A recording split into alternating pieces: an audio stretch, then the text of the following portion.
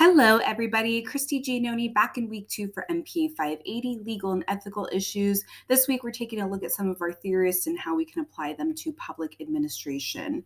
So for my theory summary, starting off with St. Thomas Aquinas and natural law, I don't know if anybody's familiar with that Luke Bryan song where he kind of talks about I believe most people are good.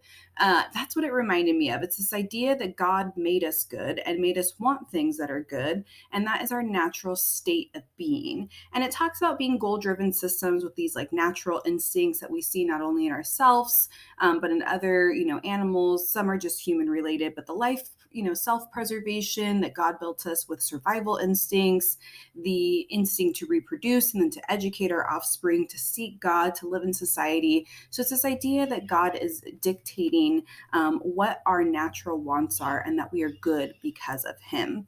And then with Kant and categorical imperatives, he disagreed with natural law and that combining religion and morality was unnecessary.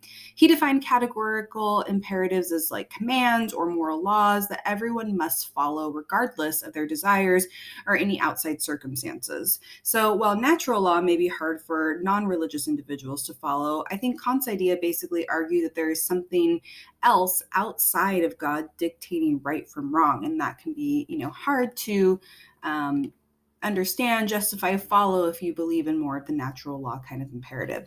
So for Bethman Mill utilitarianism, this is the idea that every action has a reaction, and that reaction is based on a motivation.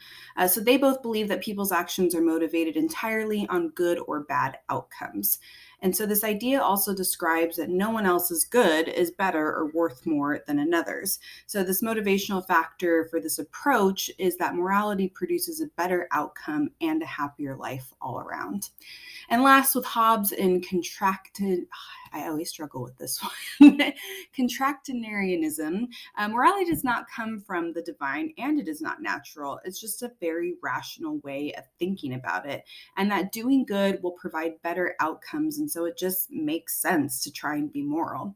It stems from the idea that we are self-interested, and it aligns with Kant in that it takes into consideration how our actions affect others. So there still is that kind of, if we treat others with respect, it's going to be better overall. We're going to get it back and we'll be happier.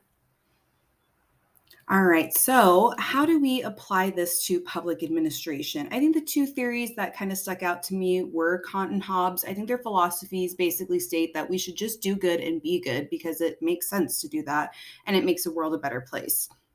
As public servants, there is an element of separation of church and state in the public eye. So while many of us do feel called to public service by God, that's not always a top priority for outward-facing discussions. So I think these motivations kind of just factor in the fact that if we're doing good, we're serving our community, we're being public servants, it's going to make us feel good, make the world a better place, make our communities better.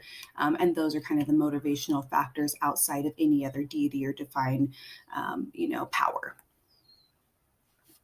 All right, so does virtue theory apply? I say absolutely yes. And this is something that took me a while to adjust to, in all honesty, as a public servant, because you kind of jump in and you want to do so much good all at once.